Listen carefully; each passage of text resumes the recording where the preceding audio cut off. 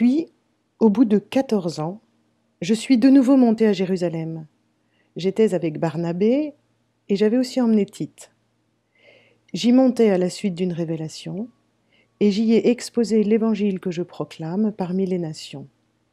Je l'ai exposé en privé, aux personnages les plus importants, car je ne voulais pas risquer de courir ou d'avoir couru pour rien.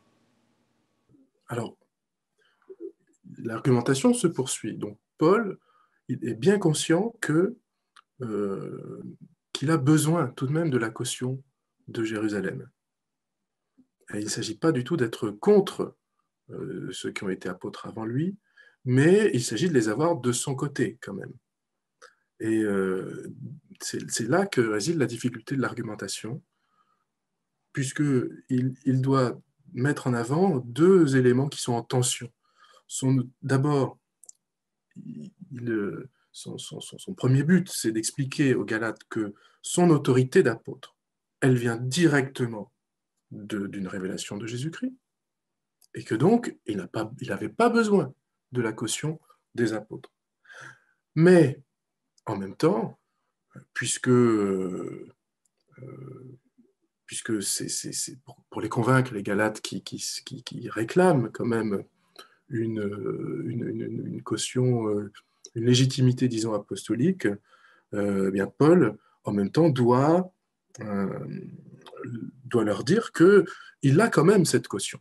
Même, en gros, même si elle ne vaut rien à ses yeux, et toute la vérité de l'évangile tel qu'il le prêche, elle dépend de ça, hein, c'est une révélation, hein, même si elle ne vaut rien, cette caution, il l'a, il l'a obtenue quand même.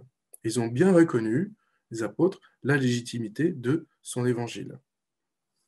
Hein, on peut noter encore que au verset 2, hein, il utilise encore le mot révélation. Hein, il est monté à Jérusalem selon une révélation.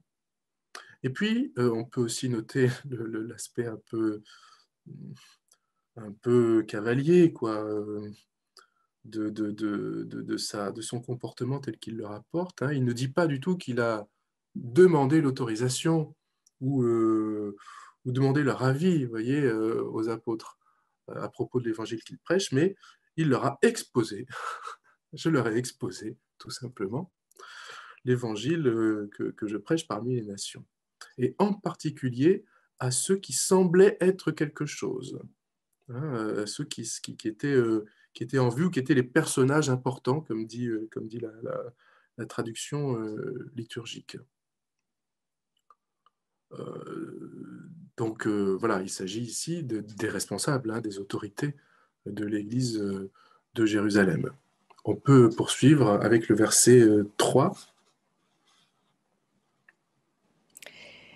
Eh bien, Tite, mon compagnon qui est grec, n'a même pas été obligé de se faire circoncire. Alors, on peut lire la suite encore jusqu'au verset 5. Il y avait pourtant les faux frères, ces intrus, qui s'étaient infiltrés comme des espions pour voir quelle liberté nous avons dans le Christ Jésus, leur but étant de nous réduire en esclavage, mais pas un seul instant nous n'avons accepté de nous soumettre à eux, afin de maintenir pour vous la vérité de l'Évangile. Merci.